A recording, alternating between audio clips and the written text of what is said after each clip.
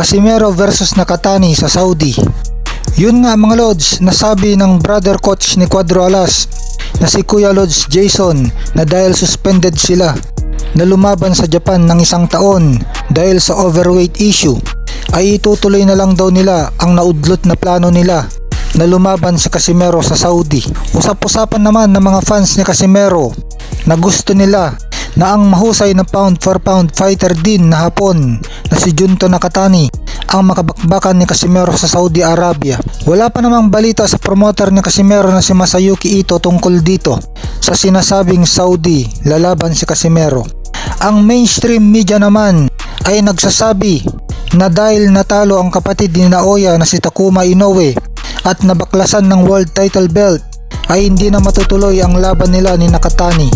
Kaya sa sunod na taon, pag-akyat ni Nakatani sa super bantamweight, ay diretso laban na ito kay Naoya Inoue. Si Naoya Inoue naman daw ay makakalaban si Sam Goodman sa December 24. Pero sa ngayon ay dadaan pa sa first bidding ang kanilang laban dahil hindi sila nagkasundo sa partihan ng pera. Abangan natin mga Lods kung alin ang matutupad sa mga balibalitang ito.